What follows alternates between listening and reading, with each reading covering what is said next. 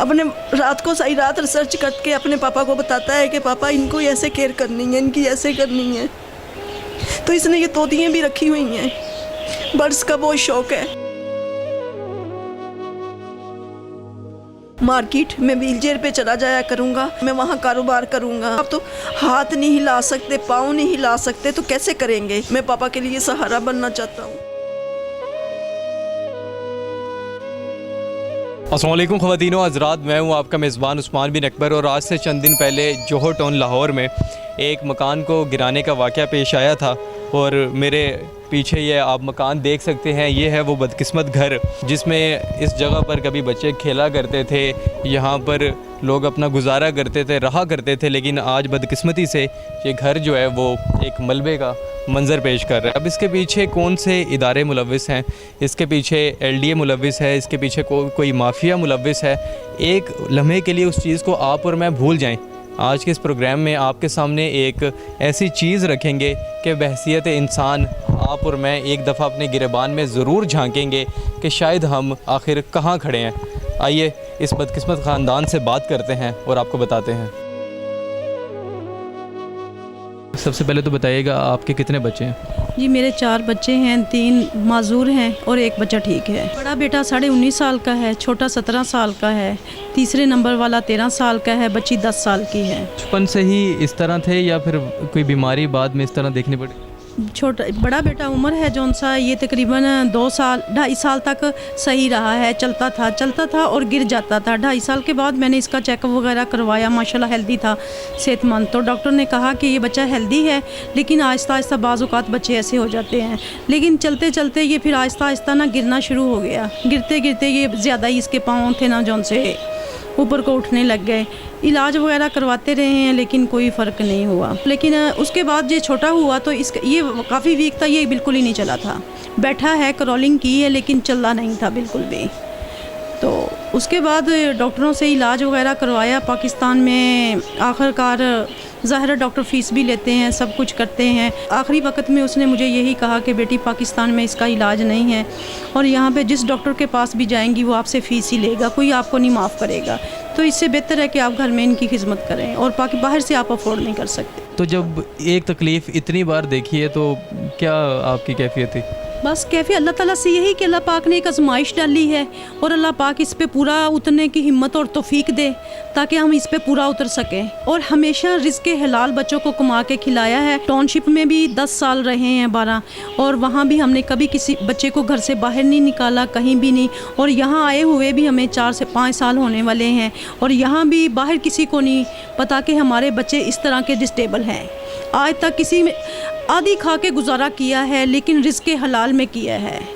और जो वक्त ये आया, हम तो पहले ही अपनी मुश्किलात में बहुत ज़्यादा घिरे हुए थे, और जो आके LDA ने कर दी है वो तो उन्होंने बिल्कुल ही अखीर कर दी है। इनका बेटा 8वीं क्लास तक बाकायदा स्कूल जाता रहा है, वहाँ पर पढ़ता रहा है। स्कूल में जब बच्चा एक 7वीं 8वीं तक पहुँच जाता है तो जाहिर है कि वो मेहनत करके वहाँ तक पहुँचता है। आपकी बिलाशुबा आपने एक हिम्मत दिखाई है, लेकिन स्कूल में भी कोई मुश्किलात आपको सामना करना पड़ा होगा जिस तरह एक नॉर्मल बच्चा स्कूल जाता है, ताकि हमें वाज़ेह हो कि सिस्टम में ये बुराई या ये अच्छाई कहाँ तक मौजूद है।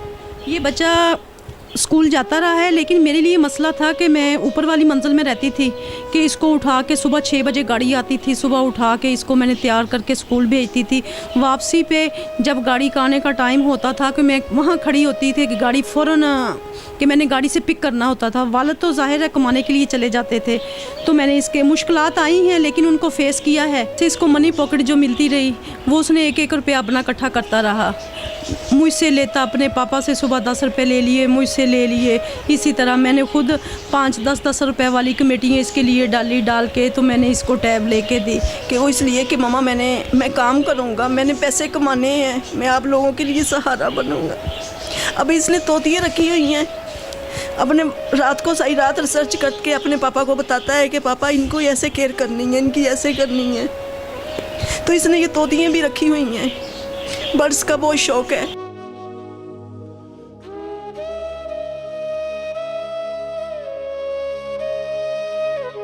मार्केट में व्हीलचेयर पे चला जाया करूँगा, वहाँ मुझे मार्केट में आप तोतियाँ लेके दे, मैं वहाँ कारोबार करूँगा। मैंने कहा बेटा आप तो हाथ नहीं हिला सकते, पाँव नहीं हिला सकते, तो कैसे करेंगे। कि मामा मैं एक मुलाजम रखूँगा, मैं उनको समझाया करूँगा, वो करेगा और मैं ये काम करूँगा। मैं पापा के लिए सहारा बनना चाहता हूँ। इनके मजदूरी सर्टिफिकेट बनाने के लिए मैंने 2 साल धक्के खाए हैं, कभी उसके पास, कभी ये नहीं बनता, आखिर बन गए हैं। तो मेरा मियाँ कहता है नहीं हमने नहीं लेना, कि हमें नहीं मिलेगा। लेकिन उन्होंने मजबूर किया, वो मुझसे फॉर्म ले गए, सब कुछ कर गए, और आज तक मुझे वहाँ से 1 रुपया नहीं मिला। दूसरे लोगों को मिल गया है, मेरे बच्चों के पैसे आए हुए वो खुद लोग ही खा गए हैं। आपने जब ये मकान गिराया है तो माजूर बच्चे नीचे इसके रहते हैं।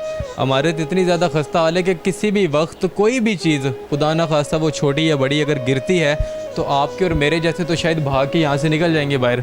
लेकिन जब आप इन बच्चों को सोचेंगे तो इनको उठाने के लिए भी एक सहारे की ज़रूरत है। जैसा कि हमने पहले भी बात की थी कि मसला ये नहीं है कि हक पे कौन है, सच पे कौन है, ये जंग किस चीज़ की है। मसला ये है कि सबसे पहले हम एक इंसान हैं, हम ये भूल जाते हैं कि हमने रोज़े महशर अल्लाह ताला को भी जवाब देना है। फिर हम ये भूल जाते हैं कि हम बड़ी बड़ी करप्शन भी शायद भूल जाएं, लेकिन किसी गरीब का हक मारने के लिए जो ताकत है ना, वो पता नहीं आप लोगों में कैसे आ जाती है। और ये बच्चे शायद इनके नामों के ऊपर आप सरकारी इदारों से करोड़ों रुपए हर साल निकलवाते हैं और आप इन गरीबों तक ही नहीं पहुंचाते।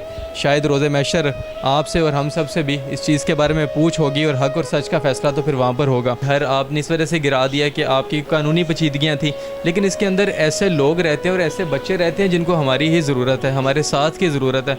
हम न जाने ये बात क्यों भूल जाते हैं। LDA के आदमी के आगे हाथ बांधे कि इन बच्चों को देखे, खुदा के लिए उसके हाथ यहाँ लगाया और उसने, इंसान ने उसको ऐसे मार पे साइड पे कर दिया और वह इंसान खामोश होके, मेरी बेटी थी इनके आगे हाथ बांधती रही है, रोती चिल्लाती रही है कि खुदा के लिए मुझे ना लेके जाएं। और ये मेरा बच्चा है इंतहा से ज़्यादा परेशान, ये रोता चिल्लाता रहा है। अब हम पैसे दिए हैं, प्रूफ भी हैं, उसके बावजूद भी नहीं लोग मान रहे। तो ज़ुबानी कलामी हमारी बात किसने सुननी थी? ये तो हमसायों ने, किसी की मेहरबानी है कि किसी ने वीडियो बनाई है, लोगों ने देखी है तो हमारी आवाज़ किसी ने सुनी है, वरना इन लोगों ने तो कोई कसर नहीं छोड़ी थी। ये मेरे पीछे आप घर का सारा सामान देख सकते हैं। इतना मौका नहीं दिया गया कि सामान को कहीं आगे पीछे कर सकें। ये सारा सामान जो कि न जाने कितनी मेहनत से बनाया गया था, जब ये एक एक चीज़ को इस हालत में आप देखते हैं तो आप इस तकलीफ़ का अंदाज़ा नहीं लगा सकते। खान साहब आ रहे हैं थोड़े दिन बाद लाहौर ज़मान पार्क में। ये फैमिली वाले उनसे मिलना चाहते हैं, बात करना चाहते हैं। खान साहब अपने दौरे हुकूमत से पहले कहा करते थे जब मेरा वक्त आएगा तो गरीब इस मुल्क का जब जहाँ चाहेगा मेरे से मिल सकेगा। तो उस दिन का इंतज़ार करते हैं जब खान साहब आएंगे तो देखते हैं कि इस गरीब की आवाज़ कितनी सुनी जाती है। हमें आज पता चला था कि खान साहब लाहौर आ रहे हैं, तो एहतजाज करने की ये रीज़न थी कि और आज हो भी पूरा महीना गया है और पूरे महीने में अब तक न LDA हुकाम न किसी ने अभी तक इन मुतासरा फैमिली के लिए कुछ भी नहीं किया। खान साहब आज आए हैं, हम खान साहब से मिलने के लिए यहाँ पे आए थे कि उनसे अपील है कि मेरे बच्चों के लिए घर दिया जाए, मुझे बच्चों के लिए छत चाहिए। पुलिस ने मिलने नहीं दिया? पुलिस ने नहीं मिलने दिया, पुलिस ने बदतमीज़ी की है। उन्होंने कहा है कि हम आपके साथ बहुत बुरा सलूक करेंगे, आप यहाँ से चले जाएँ। वो तो कहते थे कि जब मेरी हुकूमत आएगी ना तो पुलिस एक ऐसा इदारा होगा कि जिसमें जब कोई चाहेगा वो जाकर मेरे से मिल भी सकेगा, मेरे से बात भी कर सकेगा। साहब ने कहा कि ज़मान पार्क से आप चले जाएं, तो उन्होंने बाहर भेज दिया रोड पे छोड़ के गया। उसके बाद SHO आया है, उसने कहा यहाँ चले जाएं। इंस्पेक्टर था, उसने भेजा है। वो कहता है चले जाएं, मैं आपके साथ बहुत बुरा करूँगा, बेहतर है कि मैं आपसे शराफत से कह रहा हूँ कि आप यहाँ से चले जाएं। अगर कोई गरीब मेहनत करता है और मेहनत मजदूरी से कमाता है और चुपचाप खा लेता है और अल्लाह का शुक्र अदा करता है, अगर उन हालात के बावजूद और उस वक्त के बावजूद अगर वो लोग इस तरह सड़कों पर पड़े होंगे तो उस मुल्क का आखिर कौन पुरसाने हाल होगा। अपना बहुत सारा ख्याल रखिएगा। अपने मेज़बान उस्मान बिन अकबर को दीजिए इजाज़त। अल्लाह हाफिज़।